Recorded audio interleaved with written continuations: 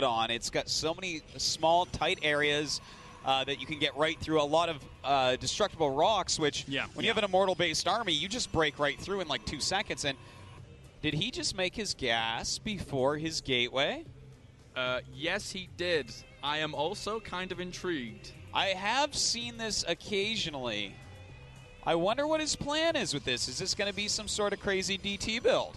It potentially could be. Did he go for the gas on Ohana before Gateway? No, he didn't, right? I don't think so, no, because the core was so fast you had to go gate first. But on this map, Zerg doesn't have a free flow between the third and natural, so a multi-pronged DT attack can be very nice here. I could see him possibly going for something like that. Yeah, it could be. Slivko here, I mean, he has to cover his bases. The good thing for Slivko is there's actually a lot of multiple fronts and ways in which you can actually start scouting out your opponent's base here. A lot of air to actually hide overlords until the very moment when you actually want to scout out. So there is that potential for Slivko. Where is Grubby going with this probe?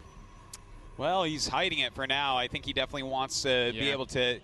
I don't think it's actually for scouting later on, to be honest. I think that that's for a proxy pylon because I'm feeling something wonky coming out of Grubby this game. Something a little bit new, a little bit different. And me and Grubby have actually spoken about this from time to time in terms of where you actually hide your probes on a map like this. Yeah. Sometimes...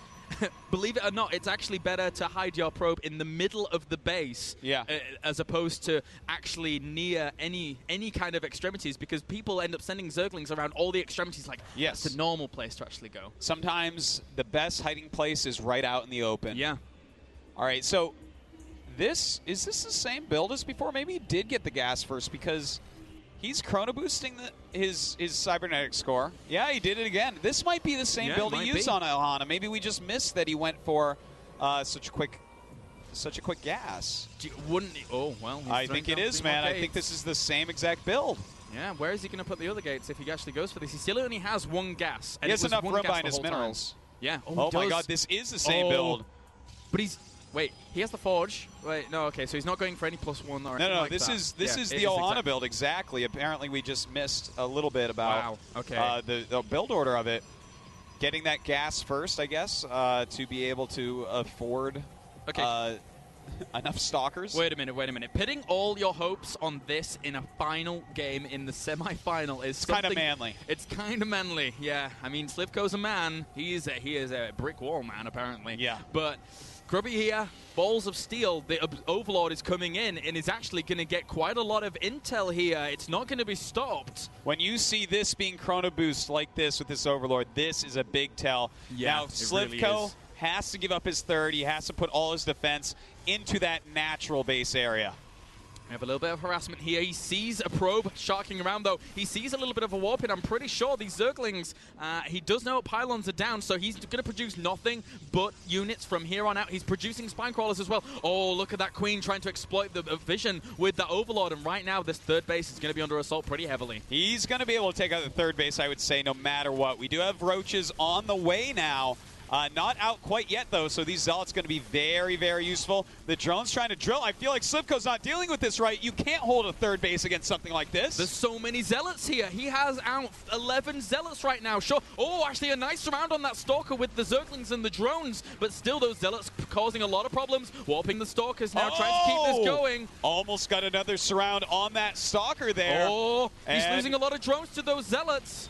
He is indeed, and it looks like the Roach is going to be picked off over on that side, and this is looking really, really bad for Slivko. It is. He's got 13 Zealots out right now with 5 Stalkers, only against 11 Zerglings, 4 Roaches in production right now. We have 5 Roaches and 4 Zerglings. He's trying to make spines. He's trying to keep the defenses going at his natural. He's pulling off all his drones. Slivko feels in trouble here. If he actually takes the engagement and loses all of this, he's going to be in a terrible, terrible spot. We're going to see a lot of Stalkers from here on out from Grubby so he can out-micro his opponent who does not have the speed upgrade. Grubby may be breaking through Slivko right now. The supply of the Russian Zerg is falling, and he has nothing but slow Roaches left. Even if Grubby fell back now, it's 24 workers to 35. The Stalkers are holding strong against the Roaches. 9 Stalkers against 6 Roaches in production. We have a few more Lings on the way. The Spine Crawler's trying to hold strong. If he brings in another flood of Zealots here, that might just do it for Grubby. He's almost 20 supply up and still pushing on in this natural. And look at this. Slivko has almost nothing. His last roach is being targeted down. He has Zerglings coming out, but without speed, Grubby can out-micro them. And this is looking fantastic for Grubby. Still 20 supply up here. He's microing back. He wants that last wave of Zealots to come along to try and seal in the deal. 2 roaches left, 3 roaches in production. He needs more roaches than this, and he just can't get them. He just doesn't have the lava. He doesn't have the bank. The last remaining queen is going to fall near this natural, and with that, so many units dying off. Even the Overlords, if completely vulnerable. He's dancing the Zealots. He's dancing the Zealots. Grubby feels as if he's done it. He's done it. GG. Whoa. Grubby will advance on to the finals here at Intel Extreme Masters Singapore to go up against Sting after a 3-2 victory, coming back from 2 games down. I tell you what, amazing play here from Grubby. We have nothing else to say. Let's throw it up to Jarrett and get an interview with this man.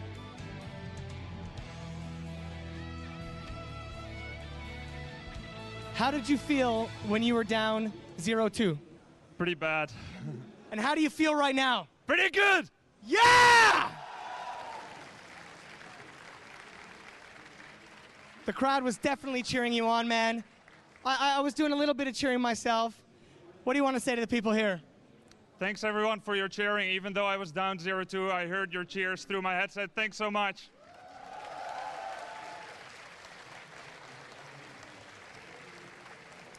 Thank you very much, Grubby, for an epic series. Best of luck in the finals, man.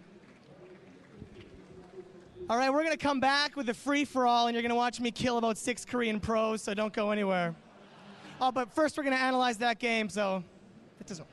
See you soon. A little bit overly eager there is Jared. Well done to Grubby. He did it from 2-0 back. Unbelievable stuff from him. And when he fist pumped and got out of his chair, he was so excited. He kicked the internet cable out, and 3 of us had to like leave the game by lagging out. Oh, Grubby, wow. Wow. Yeah, not So scouting the probe. sick. I think it was not intention. Like it wasn't his plan to 7-gate him right away. But when he found out my probe is not getting spotted, yeah, I'm just gonna do this shit and I'm gonna kill him. Like I'm gonna win right now. And he went for it, man. Yeah. And oh, it worked out so well. I mean, it took so long for that Overlord of Slivko's to come in the base, and it's like, oh no, he's spotted the core spinning, he spotted the gateways, but by that stage, it didn't even matter. He just built 10 drones, he was supply capped. There just wasn't much he could do. Didn't you mention that was also the first time that we've seen in a while that Slivko actually sacrificed an Overlord to get that scouting as well? So, but he got the scouting, but it was already too late. I think you said that this is gonna work for sure, and then he made 9 drones. Like I think we could jump into the replay real quick. Just like the probe on the left side here, like it was hidden for a while, made a pylon. Then Grubby was making another pylon here, not overextending. And just the 3rd pylon was over there, where then finally Slivko knew, okay, this is going to be rough. I'm going to try to make spines. Which That was almost another mistake there. Yeah. I mean, against such an all-in build, you'll notice that he only has 36 probes on the map.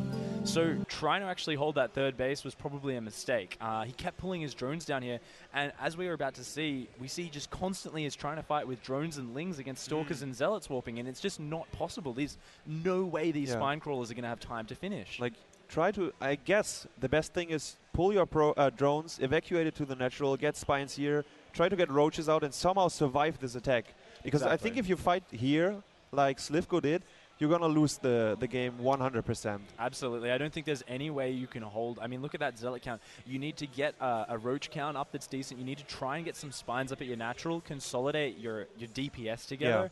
Here, the units were streaming in 1 or 2 at a time. He kept trying to build out of the 3rd hatchery, and the units just weren't being worth their weight. Yeah, I mean, it's such a hard build to hold, though. It's such a good build from Grubby. Yeah, a little bit cheesy doing this twice, and it's working twice, but that's what you have to do. Like, that's how you win tournaments. You're going to exploit your opponent's strategies. You're going to exploit the openings. And as I said, I think it was not his original plan, but then he saw, okay, my probe is there, so it worked really well on Ohana, so why don't just do it on this map as well? Exactly. And, man, congrats. Yeah. I think it's a really good chance to win a tournament for Grubby, and I think he's going to be so pumped after Yeah, that. Yeah. It's Like coming back from 0-2 to win 3 games in such a commanding fashion. And that actually leads me on one last question to both of you. Of course, you're both experienced pro gamers. The emotions are running so high at them. I can actually feel my own heart beating at about the speed of the APM of one of these guys, okay? It's not healthy, but I feel so good right now. Grubby must be so pumped up. It was such high emotion. He now needs to calm himself and get prepared for the final. What is he going to be doing now? Well, I guess take a small break, maybe watch the replays, see, I did this pretty well, something like this. And yeah, and then just prepare for the final, see if Sting played any kind of PvT. Like, get your mind clear. It's a new matchup, it's a new opponent, it's a new best of 5, it's the final.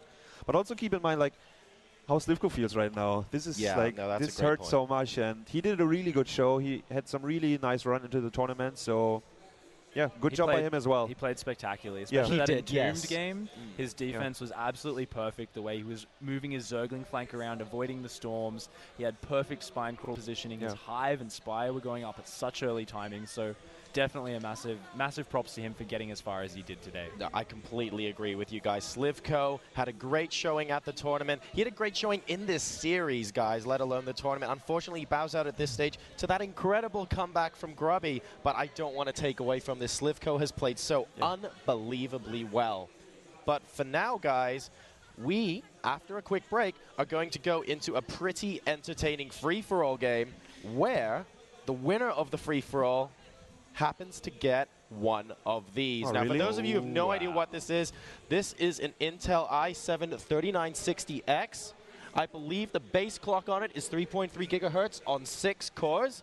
And this is retailing in some stores for something in the region of $1,200. This is not your run-of-the-mill stuff. And one of these amazing players that I happen to have on this little sheet of paper here is going to win it. Playing as the Protoss, we have Jarrett Kale, who's going to be facing off against a second Protoss race, and then we have 6 more random players. We'll be giving you the full list, though, straight after this quick break. So don't go anywhere. This is the Intel Extreme Masters, live from Singapore.